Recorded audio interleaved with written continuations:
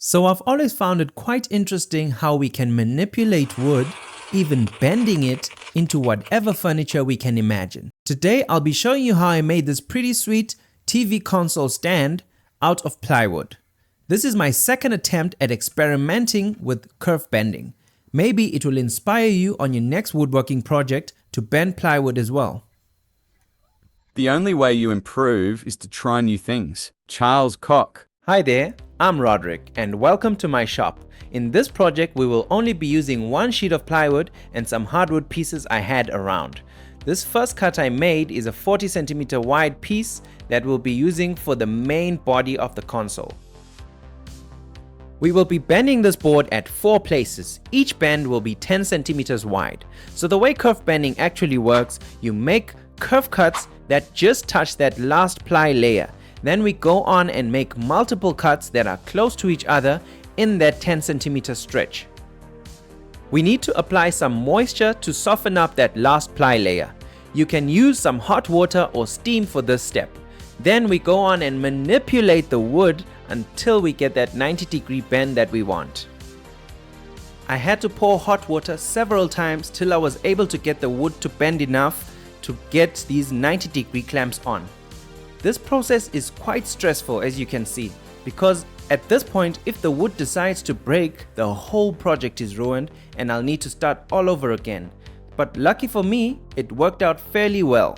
Once I managed to get a good 90-degree bend, I used a blowtorch to dry up the wood as much as I could before applying glue generously in those curves.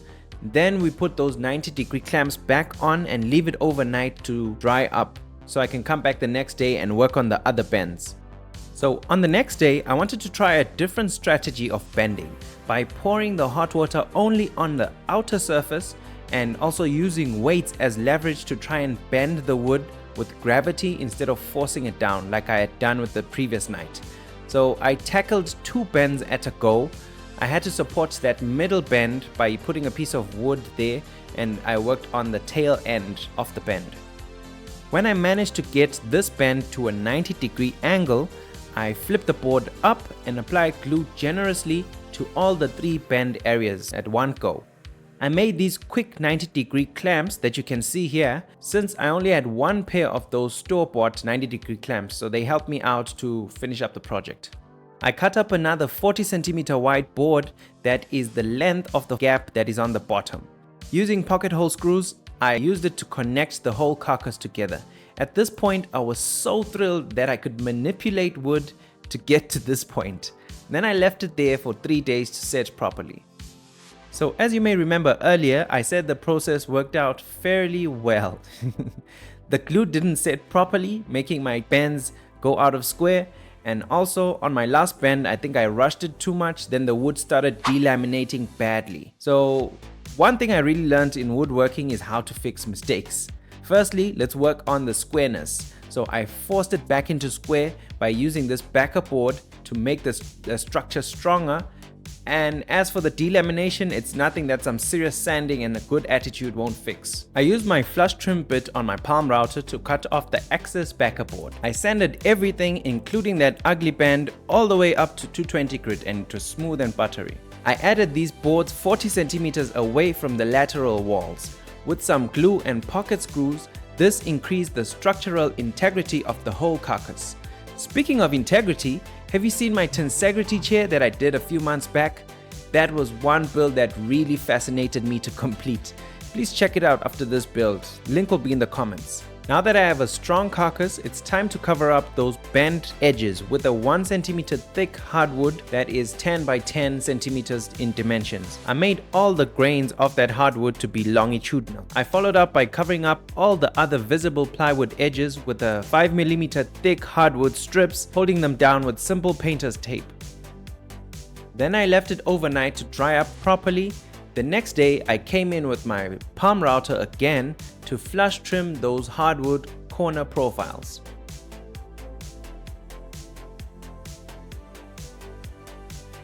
I smoothed out those outer corners with some sandpaper, and for the inner curves I used this sanding attachment on my drill. Since I have a Dr. Seuss kind of carcass, I need to trace out the door sizes I'll be needing. I had to make these cutouts on the back. I placed some oversized doors underneath, then I traced out the size of the door. I went on and cut following the lines.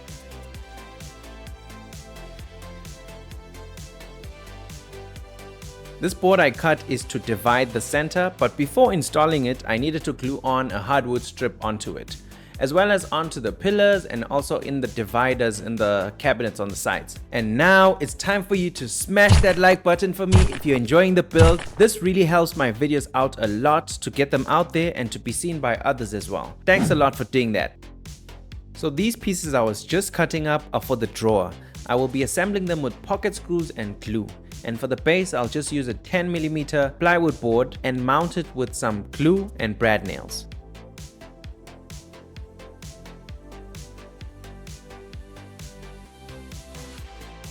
You might have noticed that on the drawer, the front one was taller than the rest. This is for increased surface area where I'll be gluing on hardwood laminates to give the console a little bit more depth.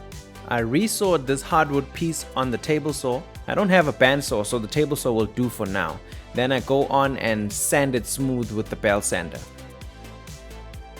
I used these 20cm pieces to set the same height for all the shelves. Then I went on to install the shelves with some glue and pocket screws. Before I installed the middle shelf, I thought it would be easier if I went on and set the drawer hardware.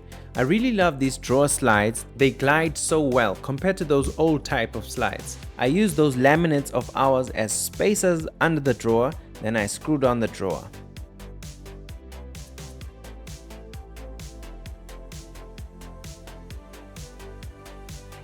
So this is the kind of design I had in mind to continue with the pine and hardwood theme. I cut up a piece of pine to the same length as the other laminates, then cut it to a 3.5cm width. Then I went on to cut out a curvy shape to give it a slicker look.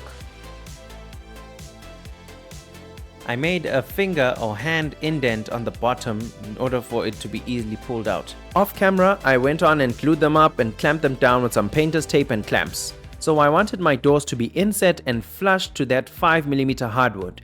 I made this test doors to see how exactly it would work if I wanted it to be inset. Then I figured out I had to add another plywood piece inside in order to support the door to have that inset.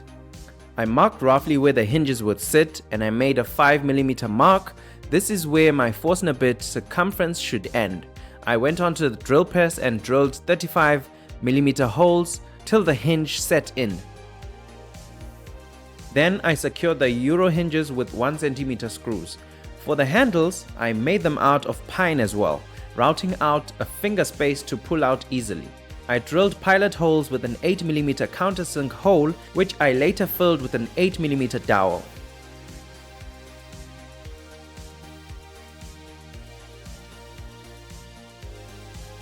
Then I proceeded to mounting the door on. Since it was an exact fit before, it needed a little bit of manipulating or sanding till it fit properly inside, and then I adjusted the hinges as well.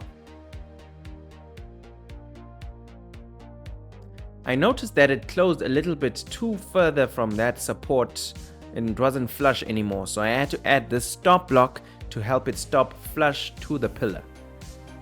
I did the same process to the other door as well, and it was buttery smooth. The console is almost ready for finish. I brought back the drawer and set it in place, and I noticed it needed a little bit of finessing so it was flush with the hardwood trims around it.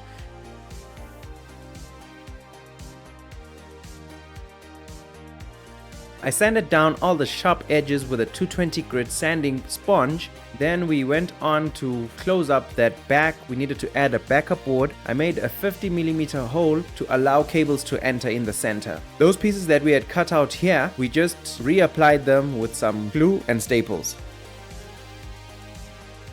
Now that I'm prepping for finish, I had to remove the doors and leave those Euro hinges inside since I had made certain adjustments that will work perfectly for it. I covered them with painter's tape to protect them from the varnish, then completely removed the drawer slides. I just marked with the pencil markings to make sure that I reposition them in the same place. Then I took everything out to my driveway for some finish. I hung up the doors and the drawers as if it was laundry and gave everything 2 coats of clear varnish with my spray gun. Don't click off the video just yet. I want to show you how I made the legs for this thing. I wanted some tapered kind of legs, so I cut 4 20 by 20 centimeter pieces. Then I made these 10-degree and 40-degree tapers, and I cut it off with my circular saw. I'll be attaching these legs to the bottom with some pocket screws. One plywood layer didn't look beefy enough, so I had to add this 10mm plywood that will be on the outside. I rounded off the edges with my router. Since my console already had 2 layers of varnish, I had to sand some of that varnish off in order for the glue to set properly. Then I screwed it on with some pocket screws. As for those 10mm plywood laminates, I will apply glue properly, clamp it and screw it on from the back. I assembled everything and it was ready to get back in the house.